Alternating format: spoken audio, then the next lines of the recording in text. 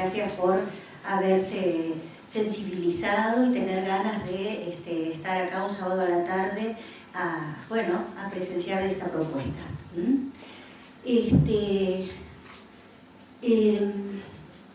Más o menos la organización del evento es la siguiente. Vamos a hacer la presentación correspondiente de esto que vamos a hacer juntos acá. Enrique Medoya, que es el presidente del Colegio de Psicólogos del Distrito Quinto, va a hacer la presentación de la doctora Ana María Fernández. Ana va a hacer su conferencia, su exposición. Vamos a tener unos 15 minutitos aproximadamente de break coffee. Vamos a ir a tomarnos un cafecito, un agua mineral, lo que ustedes quieran, y comer lo que las chicas del taller Álgebra y Fuego cocinaron con sus manos de diosas. Y después van a ir los que así lo deseen elaborando preguntas, cuestiones para plantearle a Ana y entre todos formar algo así como lo que muchas veces hacemos en el taller, que es la dinámica y el juego entre las distintas interpretaciones. Así que, bueno, esa va a ser más o menos nuestro programa de trabajo. Un hecho cualquiera, no surge de la nada, tiene su origen, su historia y su relato. Y lo que yo quería hacer un poquito hoy con todos ustedes era presentarles el origen de este hecho que nos ha convocado y nos tiene a todos presentes acá, hacer el relato muy breve y muy sucinto de la historia, pero sin hacerlo, y cómo es que pudimos contactarnos con la doctora Fernández y ella tener la buena disposición y la generosidad de venir a Campana y hablarnos de los temas en los que ella es, sin lugar a dudas, una especialista, que es el tema de género. Los talleres de literatura, lectura y juego son talleres donde la gente se reúne a leer críticamente literatura desde diferentes marcos teóricos y donde se van haciendo abordajes de los textos, pero también se van promoviendo diferentes tipos de interpretaciones de todo lo que estamos leyendo. Durante muchos años fuimos trabajando escritoras, no solamente escritores, sino también escritoras. Pero este año en particular nos decidimos por trabajar escritoras argentinas y latinoamericanas. Empezamos con Borges, pero fundamentalmente escritoras argentinas y latinoamericanas que empezaron a publicar su obra en la década del 60 y lo siguen haciendo hasta nuestros días. Cuando yo les presenté a todos, digamos, el criterio lector del recorrido que íbamos a hacer este año, una persona que viene al taller en Zárate, que es licenciada en Ciencias Políticas, que anda por algún lado sacando fotos y que se llama Ileana Zamberro, y que leyó durante su carrera el libro de la doctora Fernández, La mujer de la ilusión, me presentó el libro y me dijo, creo que te puede servir.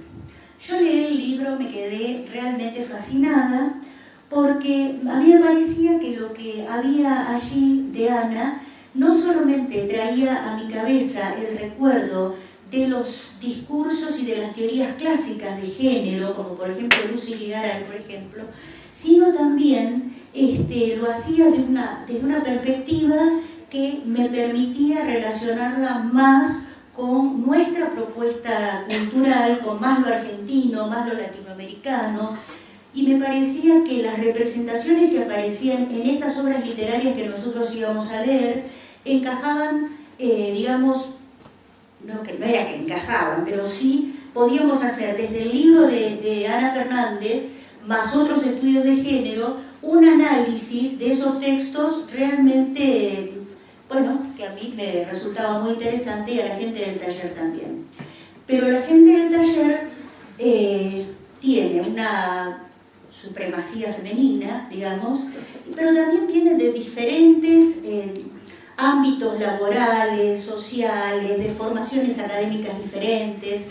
Hay muchas que son abogadas, otras que son psicólogas, y lo que veíamos que el tema de lo femenino, de los conflictos en la relación hombre-mujer, el tema de la sexualidad, de la maternidad, el tema de la violencia de género, si estaba representado en la literatura es porque hay además un registro en la sociedad que lo convierte en un tema de una gran relevancia, como con necesidad de tratamiento. Entonces, tanto las chicas que son abogadas como las que son psicólogas, empezamos a debatir cómo este tema nos resultaba convocante, no solamente por las lecturas que nosotros hacíamos, sino por cómo está instalado en la sociedad, y lamentablemente el número espeluznante de femicidios que se cometen nos dan esa idea, ¿no es cierto?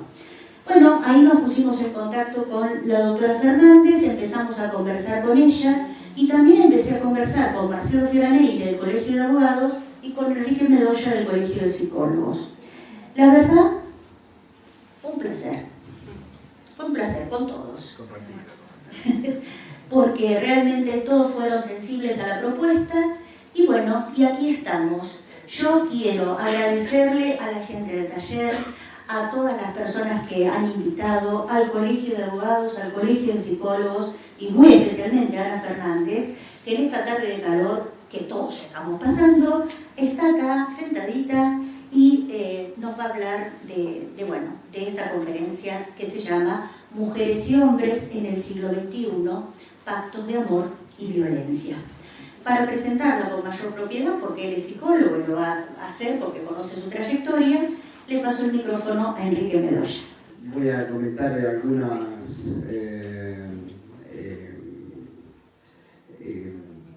partes de la trayectoria de la licenciada, de la doctora Fernández, que nació en La Plata y cursó en la Universidad Nacional de esa ciudad, obteniendo el título de psicóloga clínica. Se doctoró posteriormente en psicología y es profesora consulta titular de la Universidad de Buenos Aires desde 1985. En esta universidad dirige y coordina desde entonces las cátedras de teoría y técnica de grupos e introducción a los estudios de género.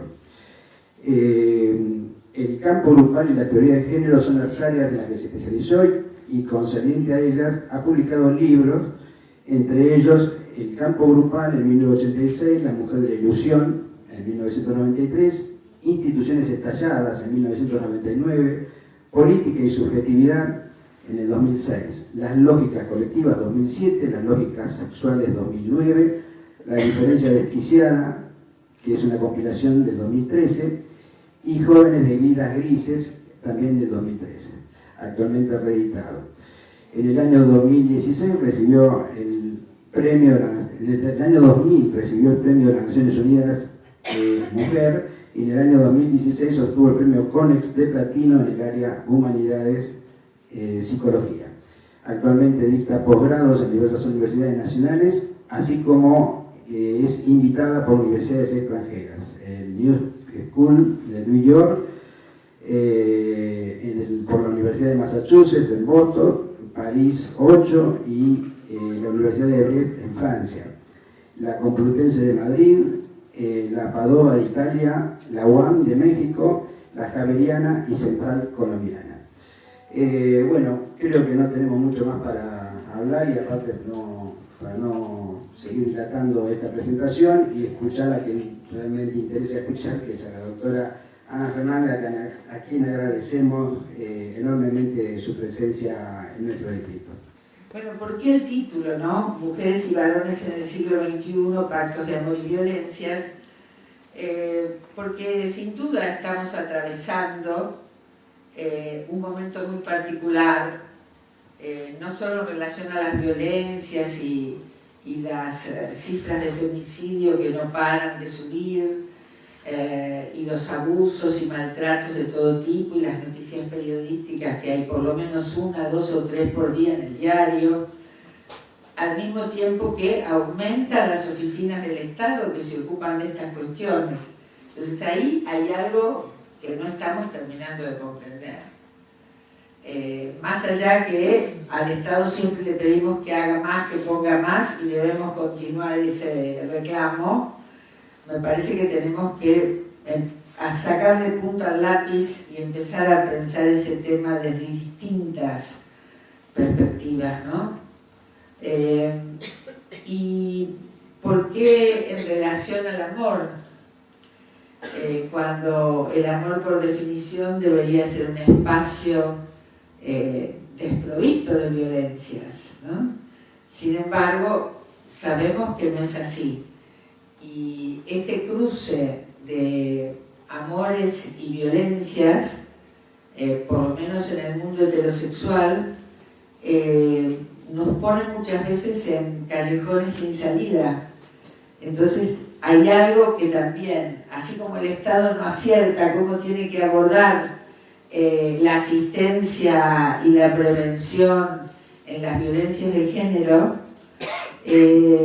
también nosotros en nuestra vida cotidiana parece que no estamos acertando mucho cómo conciliar, cómo hacer confluir en buen tono aquello que hace al despliegue y al potenciamiento de ambos integrantes de una relación, sea conyugal, juvenil, ocasional, no importa el grado de formalidad o de historia que tenga un encuentro amoroso. Lo cierto es que hay cuestiones que pareciera que estaban muy claras para nuestras abuelas, al menos ese es el mito, y que para nosotros nos hacen ruido por todos lados, tanto a hombres como a mujeres. Así que bueno, la idea es pensar un poco estas cuestiones hoy con ustedes. La historia de las mentalidades, que es una rama de la historia interesantísima, con más desarrollo en Europa. Hay algunos autores como Duby que han sido pioneros en esto y han sacado una publicación ya hace unos años de historia de la vida cotidiana de las mujeres. La historia de las mentalidades para mí ha sido un instrumento espléndido para pensar estas cuestiones, porque cuando mirás la historia y cosas que creías que eran eternas han sido muy distintas a lo largo de los siglos, y otras bastante parecidas, ahí cae una idea esencialista, universalista, que dice la mujer tal cosa, el hombre tal cosa, ¿no? Entonces tenemos que ver en cada contexto histórico ciertos modos de organizar la vida de hombres y mujeres, qué funcionalidad tienen. A veces tienen más funcionalidad para el sistema en el que vivimos que para los propios involucrados. Entonces, ¿cómo pensar estas cuestiones, no? Bueno, la historia de las mentalidades se ubica claramente cuando se considera que hay un cambio de la mentalidad de una época. Con esto estoy diciendo que de los años 50 para acá se está produciendo un gran cambio de época en qué consideramos que es ser mujer, qué es ser varón, cuáles son las habilidades de cada uno, cuáles deben ser las prioridades de su vida. Todo esto se ha tomado un cambio vertiginoso de los años 50 para acá, y bueno es reconocer que los cambios de la vida cotidiana de las personas han ido mucho más rápido que nuestras teorías y prácticas profesionales. Y acá involucro a la mayor parte de las profesiones que trabajan en estos temas. Sin duda conozco más las vicisitudes de la profesión de los psicólogos, en mi caso de los psicoanalistas, pero las psicoanalistas, pero podrían ser de los abogados, podrían ser de los médicos ginecólogos o de los médicos generalistas, podrían ser de las trabajadoras sociales, podrían ser cualquier profesión que tenga que trabajar temas hoy llamados de género. Bueno, entonces, volviendo. ¿Cuándo ubicamos que es un cambio de época? ¿Cuándo cambia una mentalidad? Miren qué interesante lo que dicen los de historia de las mentalidades. Dicen cuando cambian las prioridades de la vida. Y sin duda, nuestras prioridades han ido cambiando a mucha velocidad. Esto implica, cambiar las prioridades de la vida implica un cambio en las prácticas públicas y privadas, un cambio en nuestros modos de pensar y en nuestras sensibilidades. Creo que ninguno de los aquí presentes, hombre o mujer, podría estar fuera de esta cuestión. Y vamos a ver que en 70, 80 años los cambios han sido, como decía, muy vertiginosos. Y son distintos según las regiones, según las zonas geopolíticas, según las clases sociales, según si pertenecemos a un medio rural o urbano, si vivimos en una gran metrópoli o en una pequeña ciudad, pero nada ha quedado como estaba. Yo viajo mucho a México a trabajar y conversábamos en una especie de sociología de sobremesa con colegas después de un seminario, y los argentinos que estábamos ahí, todos, a ver, yo tengo 73 años, por lo tanto más o menos entre 60 y 70 años estábamos ahí, y todos teníamos un hermano, dos, a lo sumo 3. Y las personas de la misma edad de México eran 8, 11. Es decir, que encontró, y que ellos a su vez tenían como 5, mientras que nosotros teníamos 1, 2, ya 3 era alguien muy osado. En esa mínima cifra estamos viendo que este país tuvo control de la natalidad como 3 generaciones antes. Que por supuesto nadie decía cómo era, pero no se tienen 2 o 3 hijos así nomás, hay que hacer cosas para que sean solo 2 o 3 y no todo lo que Dios mande. Esta cuestión que parece que lo conversábamos en una sobremesa, por lo tanto sin ningún rigor, si ustedes empiezan a pensar todas las cuestiones que podrían estar atadas allí, van a ver que es casi incomparable si además le juntamos que las niñas argentinas tuvieron escuela pública, laica, gratuita, obligatoria, al mismo tiempo que los varones, mientras que en Francia esto acontecía con 2 siglos de diferencia. Entonces, que tenemos una clase media blanca, alfabeta hasta hace poco, creo que sigue así. En relación al resto de Latinoamérica, salvo Uruguay, tenemos diferencias muy significativas, no solo que venimos de los barcos, etcétera, etcétera. Entonces, hay cuestiones que no podemos generalizar. Dentro de un mismo país vamos a tener diferentes cuestiones en distintas clases sociales, en distintas etnias. Si hablamos de discriminación a las mujeres, sin duda, si además de mujer sos pobre, vas a tener más dispositivos de discriminación. Si además sos muy morochita, otros más. Bueno, y así podríamos seguir. Entonces, una noción que no sé si vamos a tener tiempo de desarrollar, pero que me gusta mucho para pensar estas desigualaciones, y digo desigualaciones y no desigualdades. Es decir, se produce la desigualación, no es un hecho de la naturaleza como la lluvia, ¿sí? Entonces, es la idea de Foucault de estrategias biopolíticas, ¿no? Foucault hablaba de que hay estrategias sin estrategas, no hay 4 que se reúnen un día en algún lugar y dicen, a ver cómo jorobamos a las mujeres del mundo, no. Entonces, estas estrategias sin estrategas son biopolíticas. ¿Qué quiere decir? Que tienen poder sobre la vida.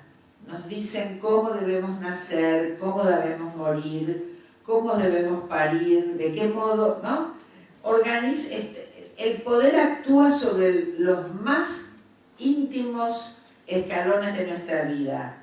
Es decir, va desde si vas a tener igual salario, igual trabajo, que todavía no llegamos, hasta la intimidad sexual más íntima. El biopoder opera sobre todo eso. No opera poniendo vigilantes de la vida cotidiana en las esquinas, opera sobre las subjetividades.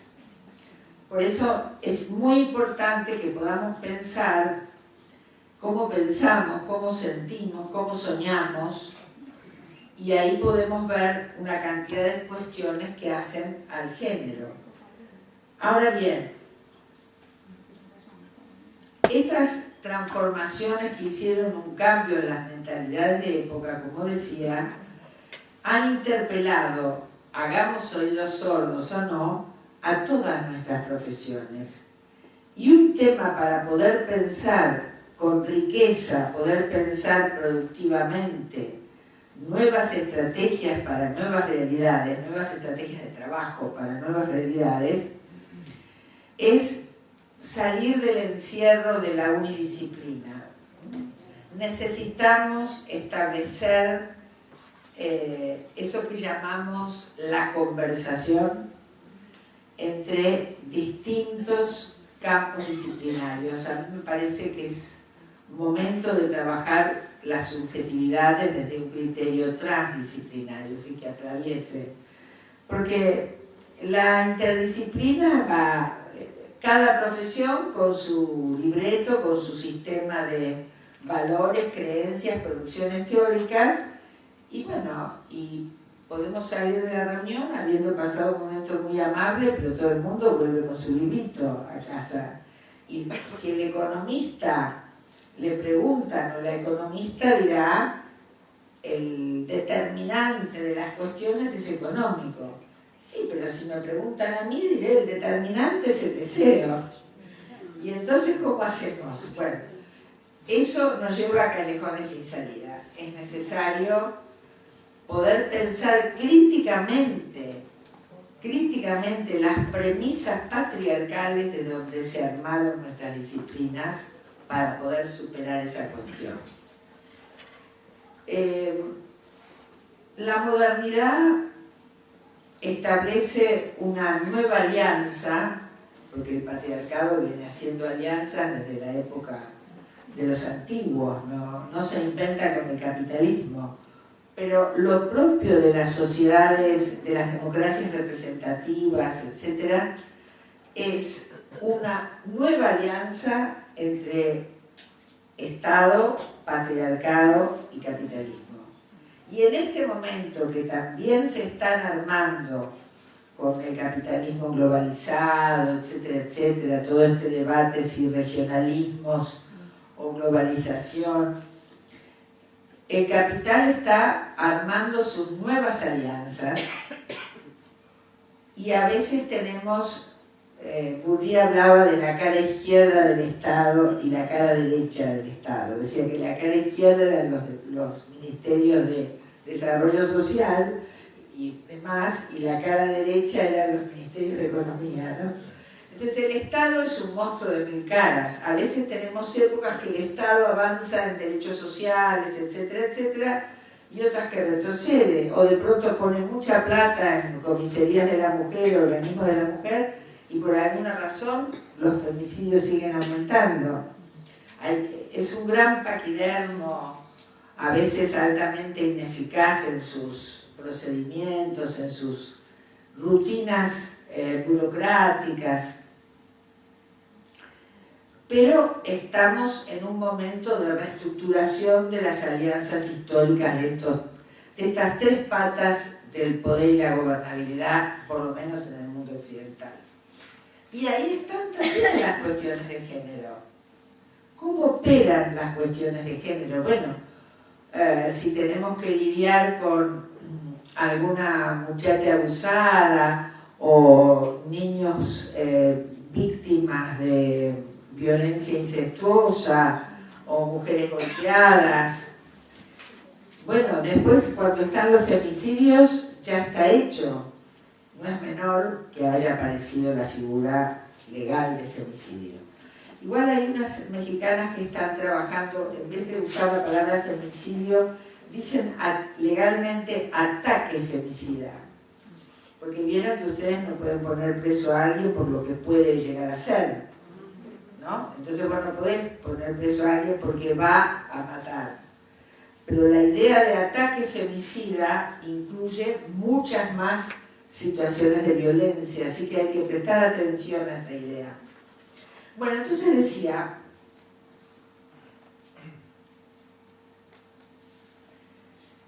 esa primera modernidad que inventó la fábrica, el salario, los sindicatos luego, en fin. Porque el salario no es un tema menor en el marco de las libertades que surgen luego de estas monarquías. Pero qué curioso, el mundo que inaugura el salario mantiene un trabajo gratuito que se hace por amor, que es el trabajo doméstico. Entonces, esta situación, todas las libertades democráticas que se iban logrando, los derechos del hombre con mayúscula, que creíamos que eran para todos los seres humanos, las revolucionarias de la Revolución Francesa rápidamente se dieron cuenta que para ellas no era, porque terminaban en la horca si querían, en la guillotina si querían hablar, ¿no? Hay casos famosos al respecto. Entonces, los derechos del hombre resultaron ser los derechos de algunos varones. ¿De qué varones?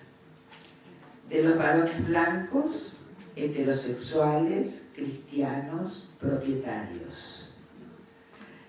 Todos los varones que no correspondieran a ese perfil, diríamos hoy modernamente, y todas las mujeres de cualquier perfil no entraban en la ciudadanía.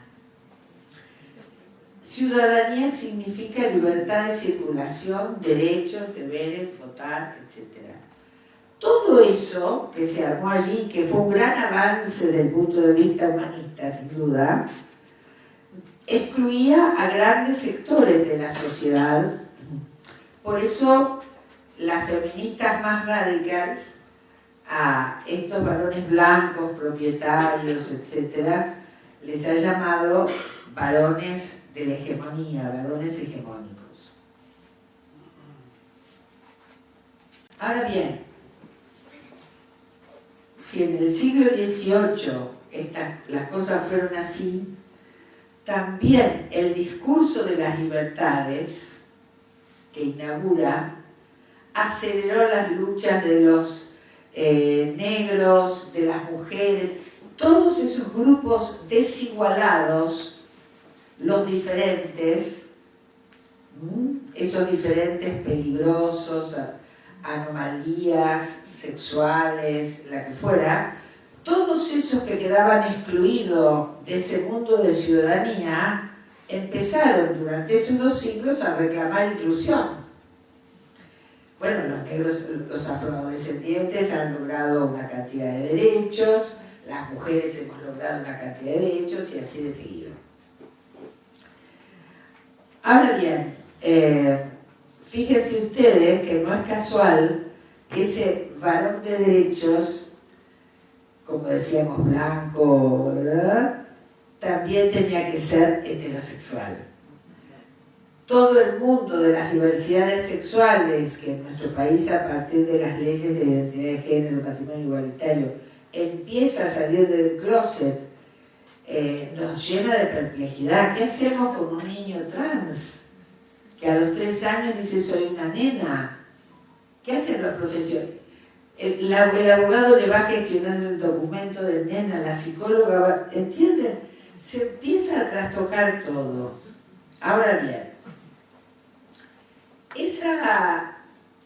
ese enorme cambio que empieza a aparecer trastoca las relaciones entre varones y mujeres. Porque ¿de dónde veníamos? De un discurso del siglo XVIII de la naturaleza femenina. ¿Qué es una mujer? Pues ya la esencia, ¿no? Bueno, es alguien frágil, dependiente, predestinada a la maternidad, necesitada de la protección masculina y sexualmente pasiva. Esta es la definición de la mujer. Siglo XVIII. Ustedes dirán, bueno, qué antigüedad. Yo quisiera saber si alguna acá no sostiene todavía alguno de esos rasgos. No es tan antiguo. Bueno, empezó en el siglo XVIII. Sí, pero las que tenemos cierta edad, cuando íbamos al secundario, yo me acuerdo en la escuela secundaria, más o menos, y en la provincia. Por eso. La mentalidad. Ahora, date cuenta que si bien todos tenemos alguna rémora de eso, aún aquellas mujeres que hemos logrado independencia económica, etcétera, etcétera, todo eso es una especie de cóctel muy explosivo. Porque nosotros tenemos, hacia los años 50, 60, lo que se llamó la revolución sexual, ¿no? Que es la píldora por un lado y las niñas que declinan llegar vírgenes al matrimonio. Bueno, esto fue de gran coraje de las niñas y gran perplejidad de sus madres. Y con suerte los padres no se enteraban mucho. Pero había que lidiar ahí, ¿no? Entonces, fíjense ustedes las transformaciones en la subjetividad.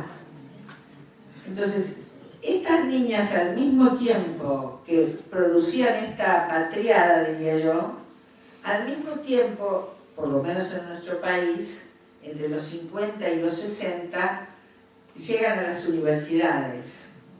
Los 60 es el ingreso masivo de las mujeres a la Universidad de Argentina.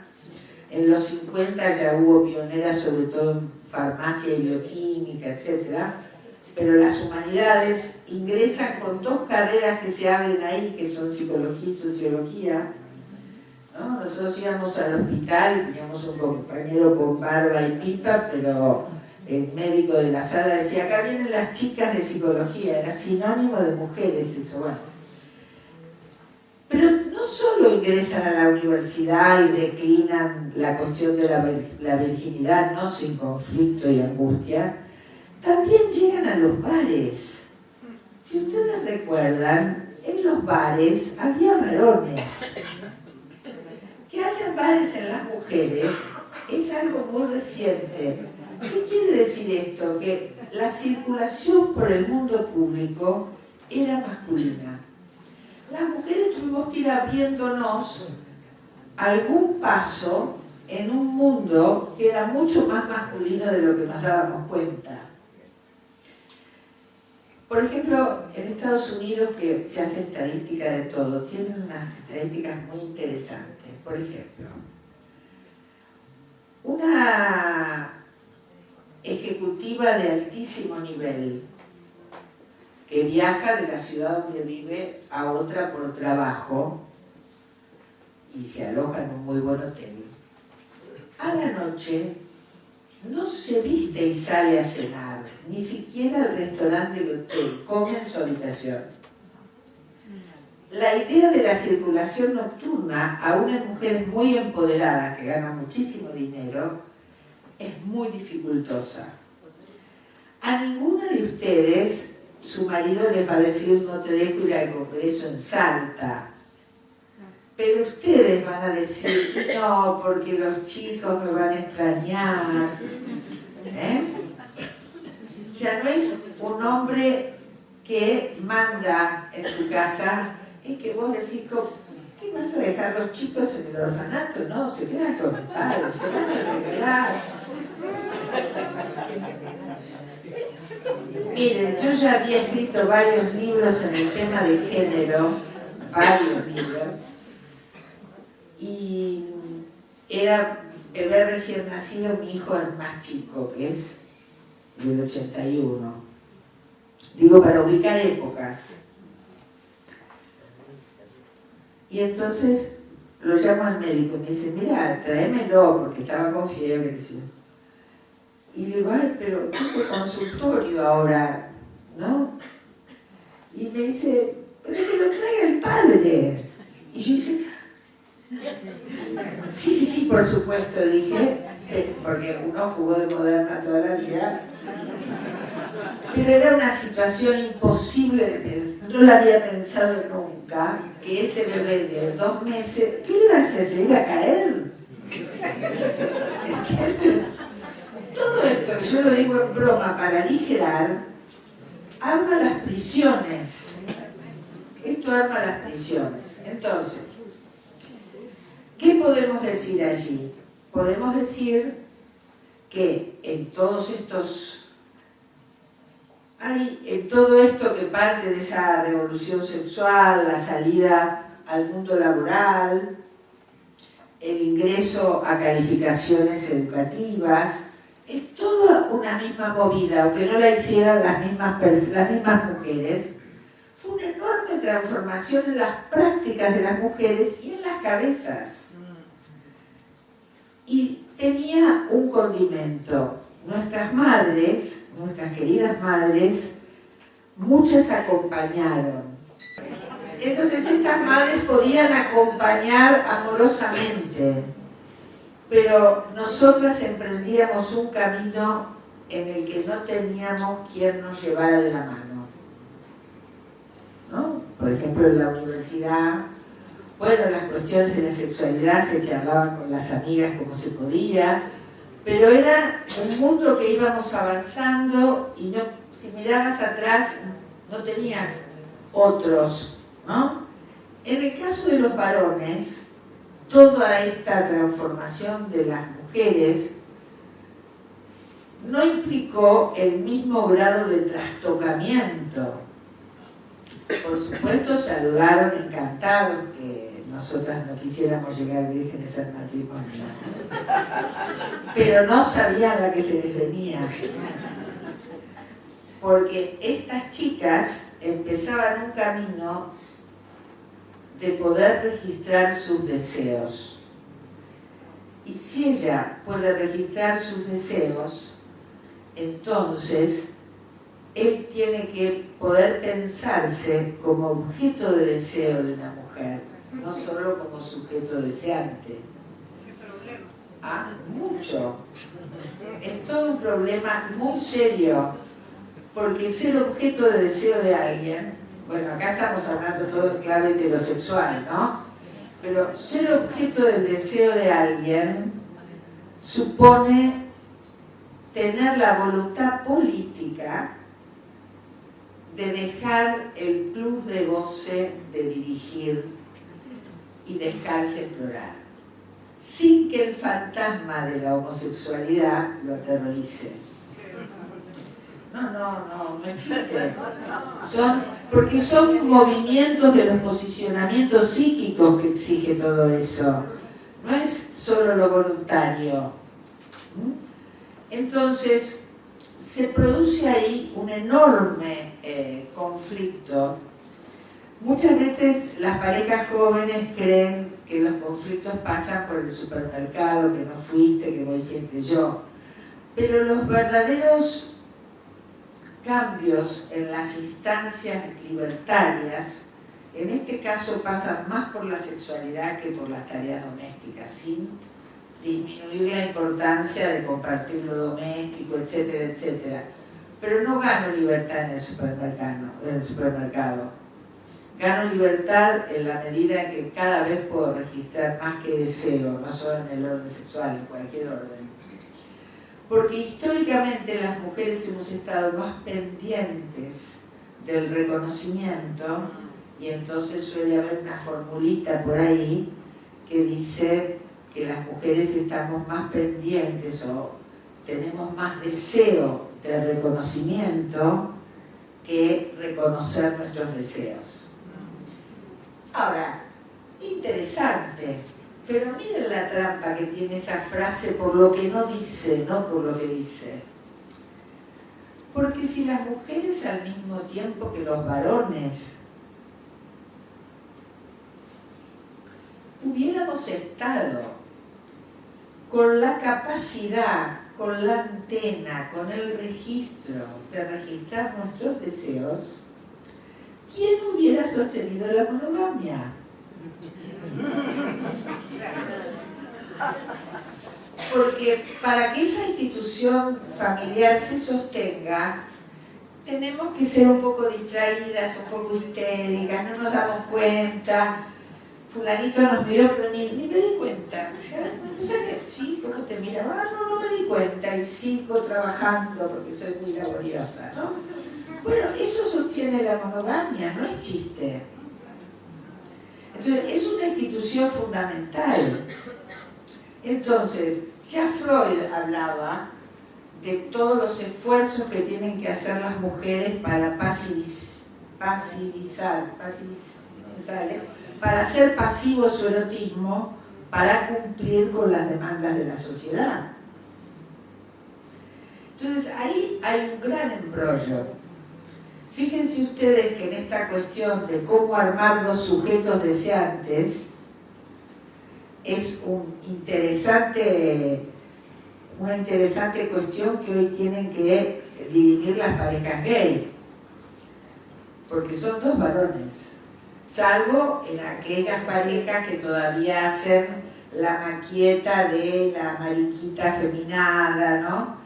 Pero ya incluso el afeminado mariquita, como le llaman ellos, incluso en los Facebook, cuando hacen los encuentros, piden que no sea afeminado, es decir, que hoy se va instalando el amor viril entre dos varones, ¿no? Entonces, si son dos sujetos activos de deseo, ¿cómo se arma la cuestión de la fidelidad? Y es todo un nuevo planteo y toda una enorme discusión conceptual, ética, política, amorosa, en la que están embarcados. Ahora, también el mundo heterosexual está embarcado en eso, solo que son temas que no se hablan, ¿no?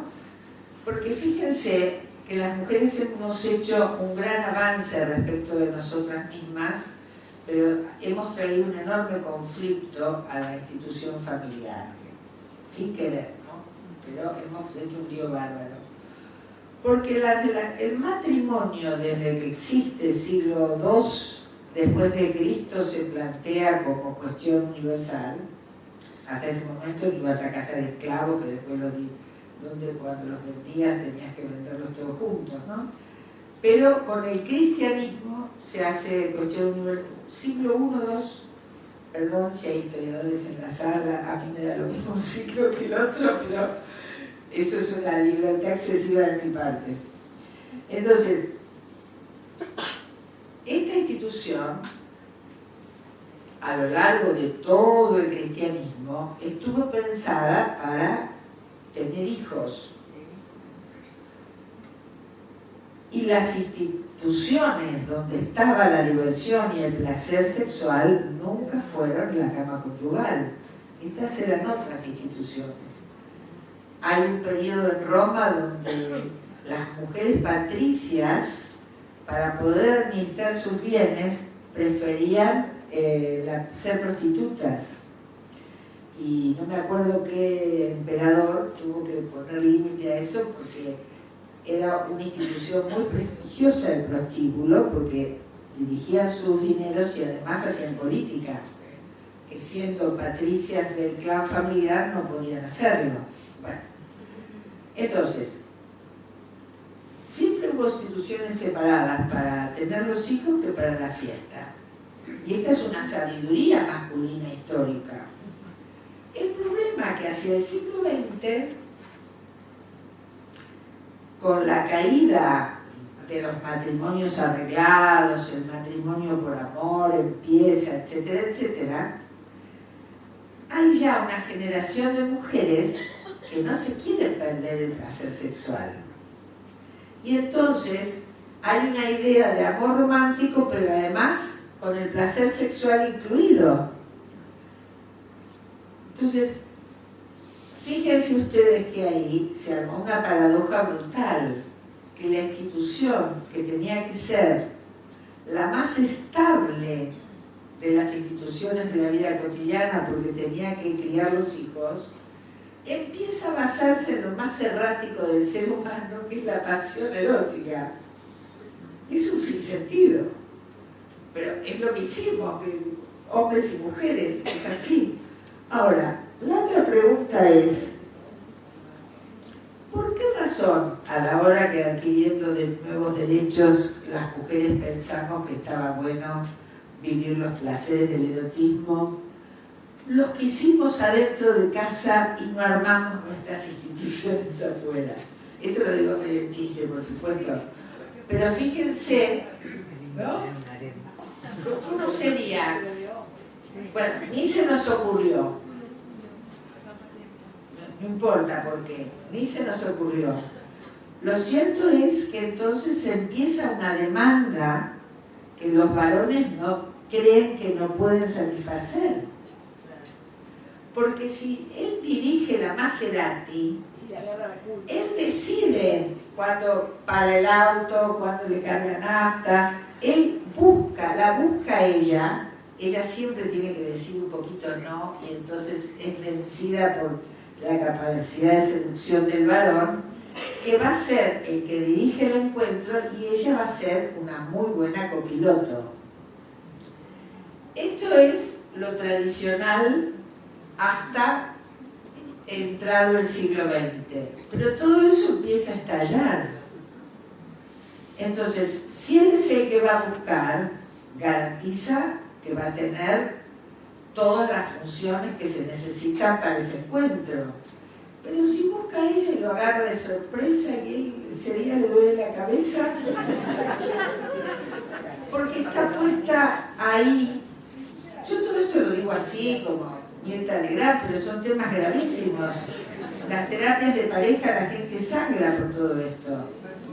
Entonces, muchas veces, ya es un cliché, trabajamos en terapias de pareja y por supuesto no vienen por una cuestión sexual, vienen, por ejemplo, por algún tema importante. Y entonces, él comenta al paso que ella siempre dice que no, que está cansada, que le duele la cabeza, qué sé yo. Y ella baja la vista, no dice nada. Empieza la terapia, algo se empieza a mover allí.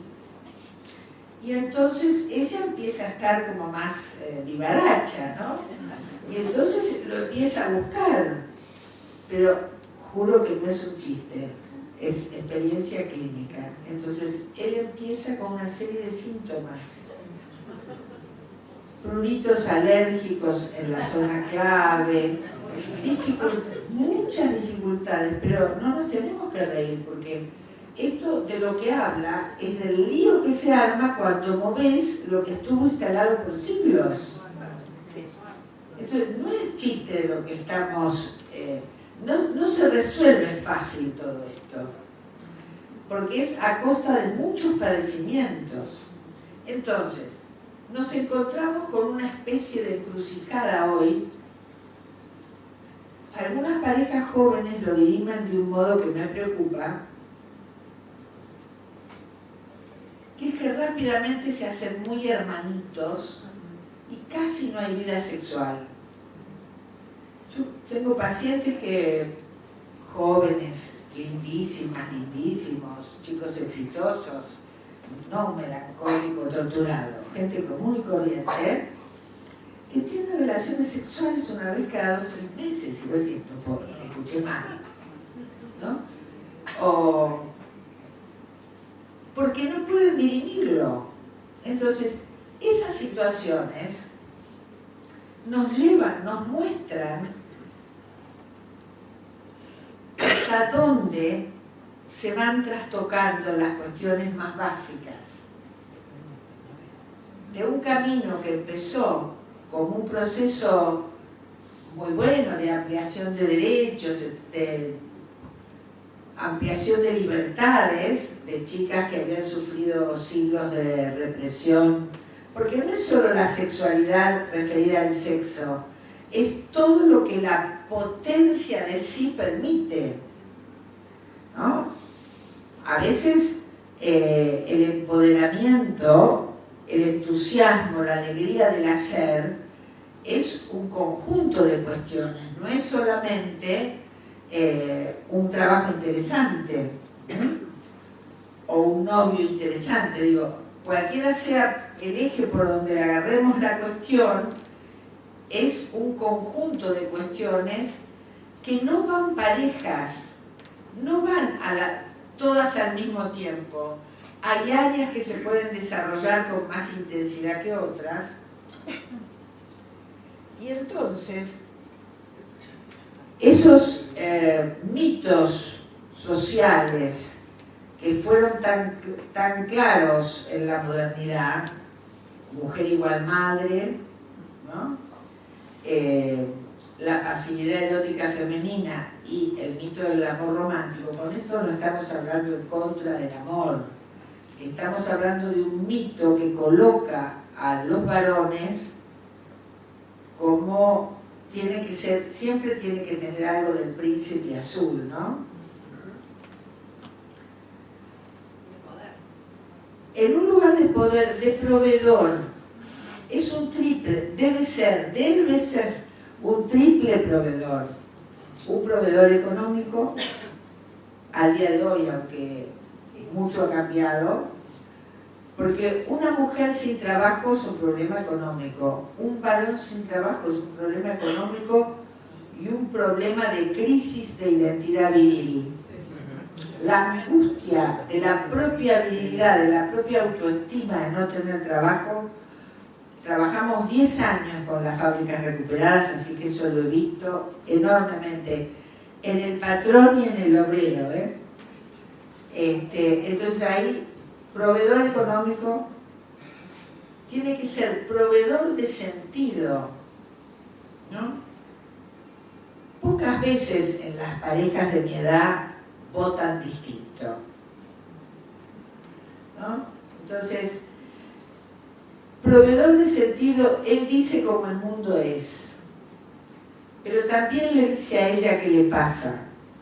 Es un proveedor de da sentido y proveedor erótico, por supuesto. Ahora, si pones a ese buen varón en semejante nivel de exigencia, la demanda que vas a tener hacia ese hombre es imposible de satisfacer. Porque, a ver, yo me postergo, ¿no? Porque voy a ser la que sostiene el hogar, etc. Yo me postergo, pero vos tenés que ser exitoso. Porque no me voy a postergar por alguien que no llega a nada. Entonces, ¿entienden? Es cruel el pacto. Este no es el pacto explícito. El pacto explícito es un pacto amoroso.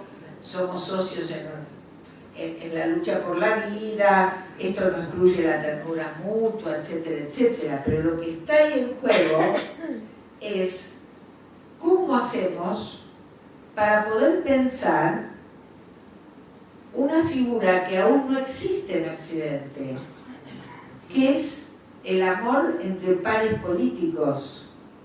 Porque el amor de los griegos no era entre pares políticos, era el maestro y el efebo. En el resto,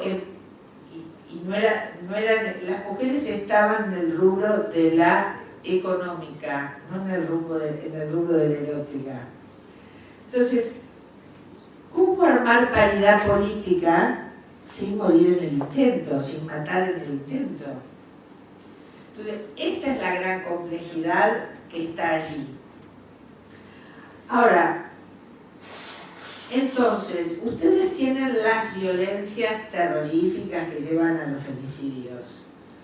Pero en cualquier conyugalidad hay una violencia que tiene que ver con la desigualación. Ahora, ¿qué pasa? ¿Cómo hacemos para emparejar sin degradar? Porque esta demanda insaciable, ¿no? Porque está ligada también a una respuesta del varón que está receloso porque cree que es ganador, pero sabe que se metió en una trampa, históricamente hablando.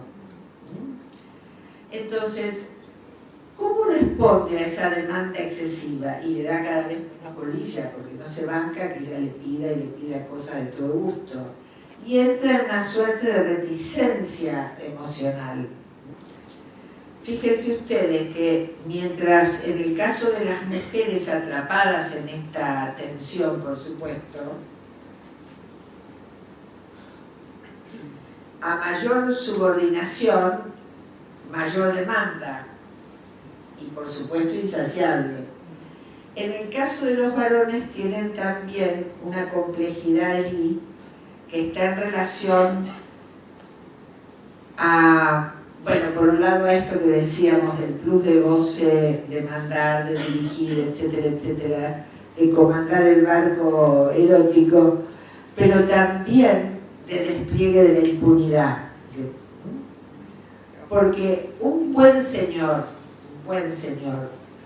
una persona decente, que jamás estafaría a su socio en una empresa, puede dar por sentado que la mitad de sus bienes no son para su mujer porque son bienes gananciales, porque ella no lo va a saber administrar bien. Y entonces ahí sí hace una estafa sin ningún problema. Y nadie ve que es una estafa, ¿no? Eso es violencia, eso es violencia.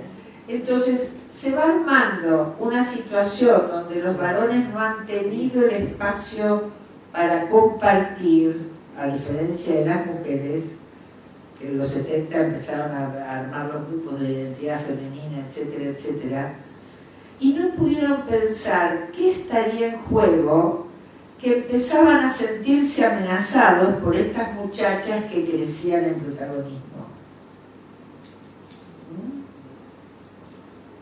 Entonces ahí se empieza a armar que estos nuevos lugares que todos deberíamos saludar con felicidad, porque qué bien, las muchachas han ampliado sus horizontes y son más protagónicas, no puede empezar a procesarse, porque los varones tienen mucha más dificultad de hablar de estas cuestiones. ¿Qué empieza a pasar con la amenaza? ¿Por qué le amenazan los éxitos de esta mujer que es su compañera? Esto no puede ser dicho, no puede ser hablado, no con ella, claro, en sus espacios de fratría varonil, se habla de fútbol, de las minas, de otros temas, pero no tienen permiso los varones a hablar de su fragilidad, porque tienen que ser exitosos.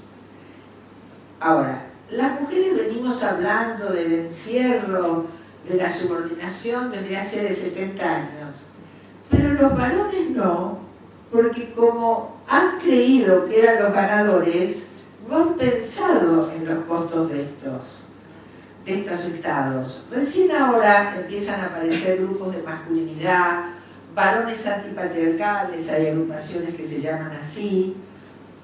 Bueno, me parece que es muy importante que todo esto comience a moverse, porque si no, la cuestión va a ser cada vez más despareja, sin duda, cada vez más para caminos opuestos. Ahora bien, por supuesto, tanto en el caso de los varones como de las mujeres,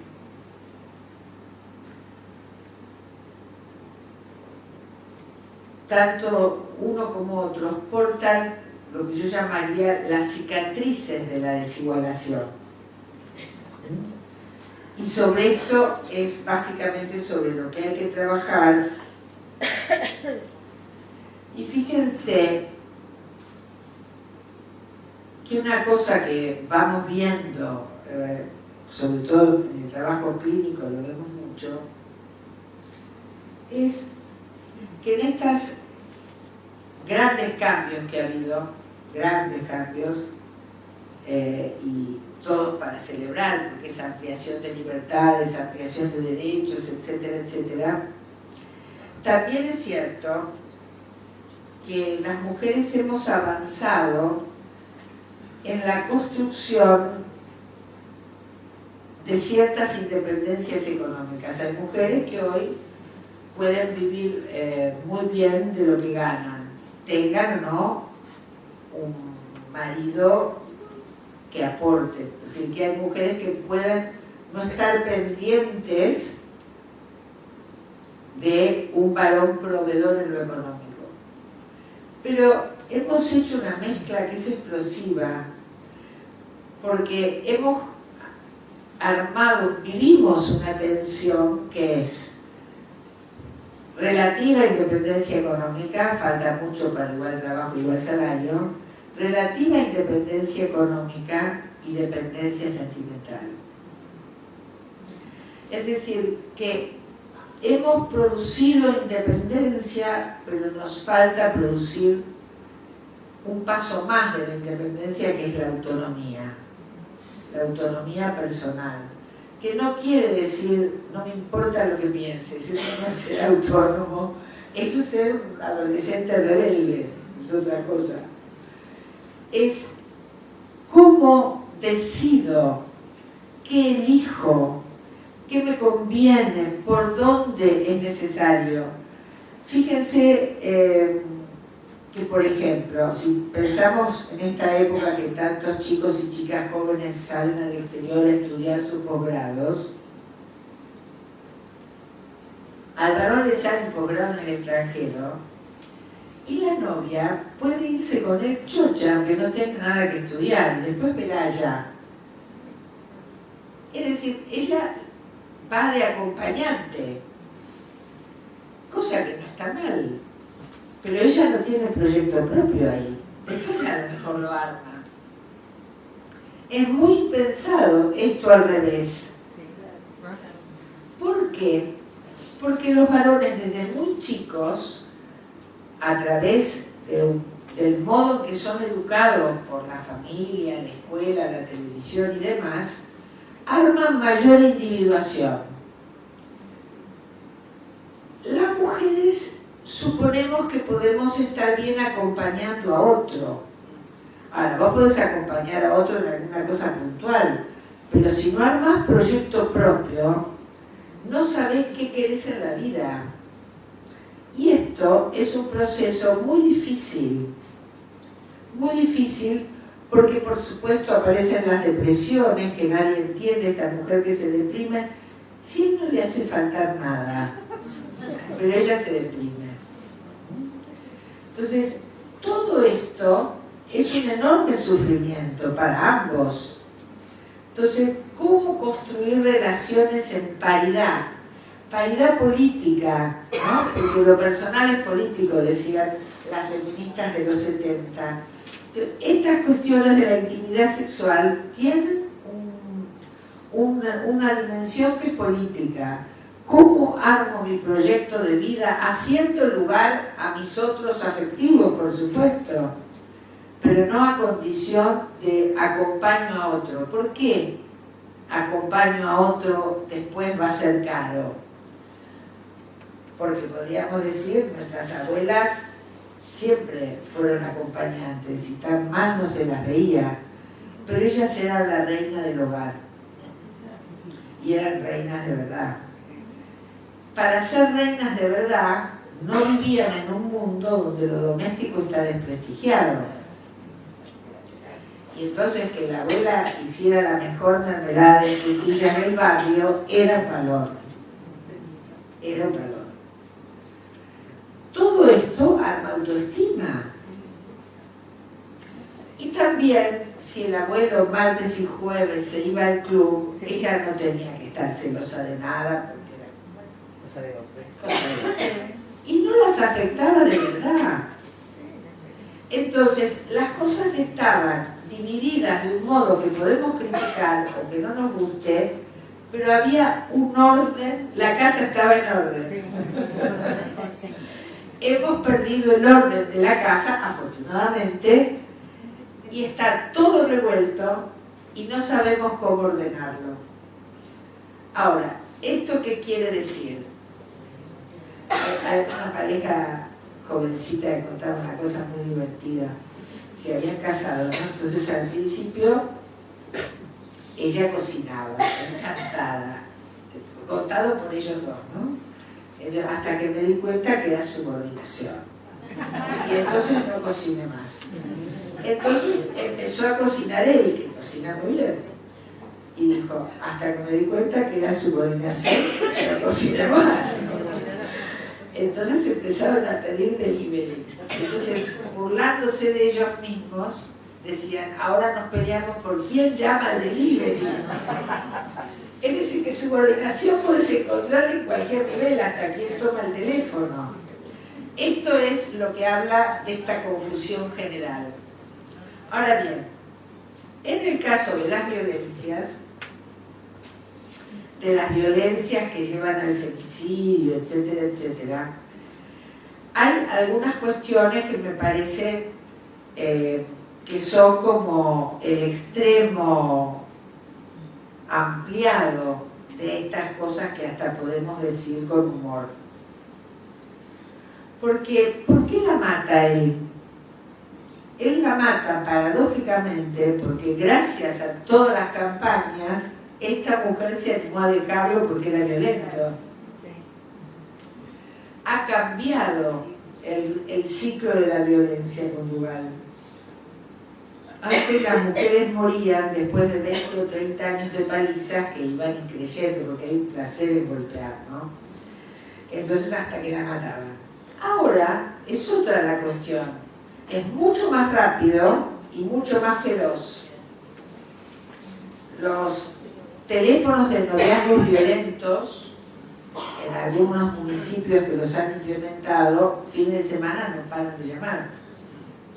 Entonces, a la pregunta de ¿hay más violencia o se denuncia más? Decimos, hay más violencia y se denuncia más. El ciclo se hace más rápido y más feroz. Y esto otra vez los profesionales, porque ¿cómo tenemos que hacer para tener la alerta de esta cuestión? Si yo como psicoanalista solo intervengo cuando aparece un acto fallido, un sueño, etcétera, etcétera, ¿qué hago cuando esta muchachita viene contenta porque tiene un novio nuevo que la lleva y la trae a todos lados, que la quiere tanto, que tiene muchos celos, y entonces, pero él es tan amoroso, y bueno, no me dejan las polleras cortonas, pero es para cuidarme, y bueno, y todo también que al mes se fue a vivir con él y casualmente ya no quiere que vaya a ver a la mamá, y le revisa el teléfono y se lo rompe. Eso es una muerte anunciada. ¿Qué hacemos? ¿Qué hacemos ahí? ¿Qué hacemos con una perimetral que hay que buscarla, hay que pedirla, hay que exigirla, hay que lograrla? Pero comprendan que eso es el principio de nada, no es que se necesita más control. Es que si un tipo es capaz de semejante nivel de mandarla al hospital de una paliza, ya no respeta la ley cuando le pega, mucho menos va a respetar el papelito. Porque él no es un sujeto que está bajo la ley, porque si no, no pegaría. Ahora, fíjense que la mayor parte de los femicidios, hay datos que han salido en los diarios estos días, son en el periodo fértil de la mujer, en los años de tener hijos. La primer patada suele ser en el primer embarazo. Bueno, entonces, ¿qué pasa ahí? Él sabe que ese niñito, que sea hijo de él, va a ser alguien. Ella la aisló de la madre, de las primas, no va más a la universidad, pero va a ser alguien a quien esa muchacha va a dedicar pasión, interés, cuidados, y no lo puede resistir. No puede resistir no ser el único. Esto que nos parece una aberración, tiene que hacernos, Nobleza Obliga, abrir una pregunta central, que es, esos varones, estarán los psicópatas que no tienen arrepentimiento, que pueden ser violadores o asesinos seriales, los malos. Bien. Pero un hombre que mata a esa mujer, que mata a los hijos y después se mata, ahí algo está pasando que la sociedad misma no puede responder. Porque si una sociedad ha cortado todos los lazos comunitarios, ha instalado el individualismo y el consumo y ha hecho todo lo que sabemos, se produce una barbarización del lazo social. Ya no es el lazo afectivo comunitario, sino son lazos bárbaros. Por lo tanto, ese hombre solo la tiene a ella como el felpudo, como una esclava, lo que ustedes quieran, pero tiene ahí todo. Y esta mujer, que también está asustada por el mundo en el que vive, supone que en ese refugio amoroso es donde va a estar protegida. Porque no ha ido cortando todos los lazos o porque la sociedad está cada vez más hostil o por lo que ustedes quieran. Entonces, si ella se va, él no tiene nada. ¿Por qué ella no lo deja? ¿Por qué? ¿No? Esta pregunta que irrita tanto a los profesionales. Me rompí el alma ayudándola y volvió con el tipo, ¿podés creer? ¿No? Esto lo escuchamos de todos los profesionales que trabajan en violencia. Y ella vuelve no solo porque cree que él va a cambiar, sino porque además opera un proceso subjetivo de desmentida del riesgo. Todo el mundo desmiente el riesgo. A punto tal que hay colegas que pretenden no tomar protocolos de riesgo porque le escuchan el 1 por 1, bueno, todo eso, y calculan a ojo. ¿Ustedes recuerdan ese señor que degolló a su mujer en el country? Ella había ido con los abogados y estaba la madre en el vestidor. Tira esa ropa, que se pudra esa ropa, no aparezca más por ahí. Fue a buscar su ropita. Los abogados la acompañan bien. Sin embargo, a nadie se le ocurre ir al vestidor.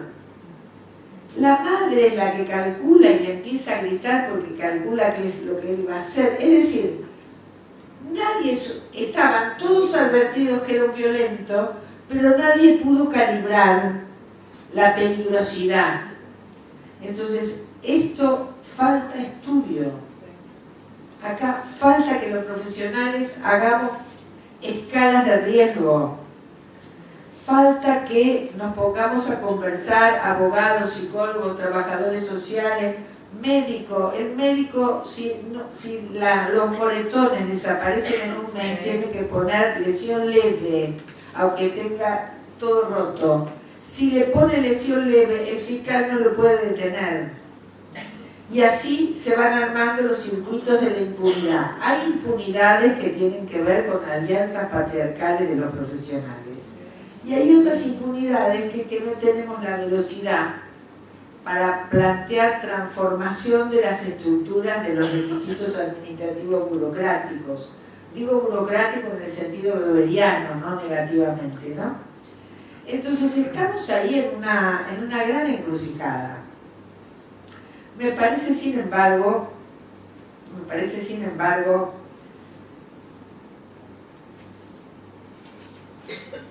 que esta sociedad, cuando digo esta sociedad, hago una cosa muy amplia, ¿no? El mundo occidental, porque de los problemas de género de Oriente no sé nada, ¿no? Me parece que los gobiernos europeos excolonialistas dirimen mal la cuestión, ¿no? Pero bueno, eso sería para otra charla.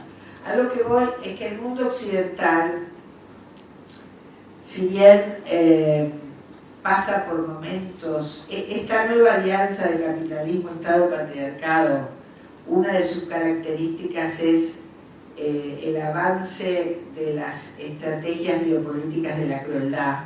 Para no detenerme en eso, vieron, les pinchan los botes de goma a la gente de África que va para Europa, o los ponen en internados que parecen que son campos de concentración. Eso sería crueldad estatal, por decirlo así, ¿no? Los estados, por acción o omisión, bueno, tendríamos miles de ejemplos, miles. En nuestro país, en otros. Esto es así, pero esto no es solo lo que acontece. También acontecen muchas otras situaciones y se van armando fraternidades que no imaginábamos, porque eran mundos totalmente distintos. Supónganse, cuando aparece alguna reivindicación de género, o en el caso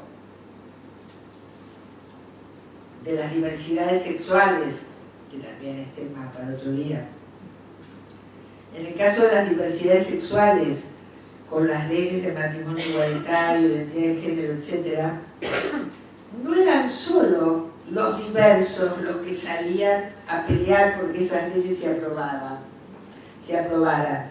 Aparecían muy diversas diferencias desigualadas. Aparecían las mujeres que después armaron el Ni Una Menos, aparecían barriadas obreras o barriadas muy marginales. Es muy interesante aquel feminismo académico de los 70 que produjo los estudios de género, digo, nada que criticar, no es el feminismo de hoy. El feminismo de hoy es masivo, se está realizando en este momento el encuentro en el Chaco, es una experiencia única en el mundo. Creo que va por el año 23 y son miles y miles y miles de mujeres que se trasladan a una provincia para discutir sus temas.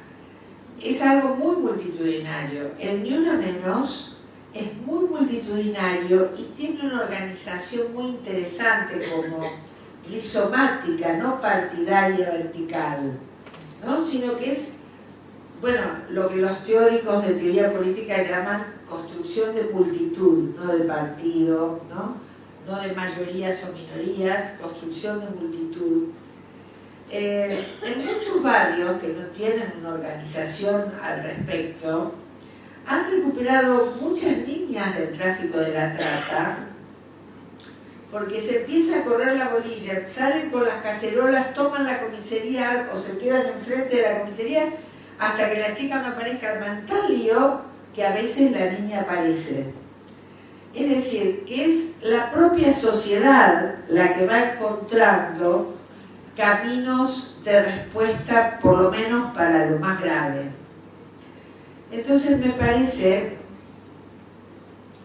que en esta construcción, al mismo tiempo que todo eso se va desarrollando, decía, hay como tareas distintas en lo porvenir para varones y mujeres que estén esperanzados en la construcción de relaciones personales, comerciales, políticas, intelectuales, lo que fuera, donde no haya subordinación de nadie, que sean de pares políticos.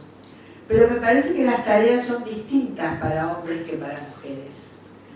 Me parece que las tareas en lo porvenir para las mujeres es avanzar en la construcción de la autonomía personal, que es política, y en el caso de los varones es deconstruir, desarmar la naturalización del ejercicio del poder.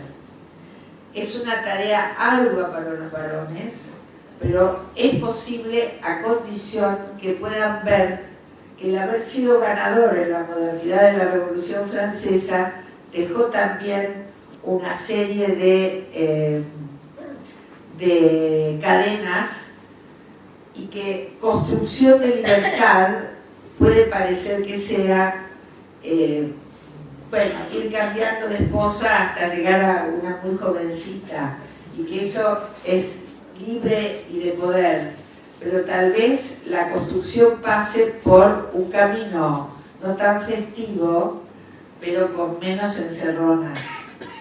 Y me parece que en el caso de las mujeres la construcción de autonomía pasa porque puedan, como decía hoy, poner un ojo muy crítico en relación a la demanda del proveedor.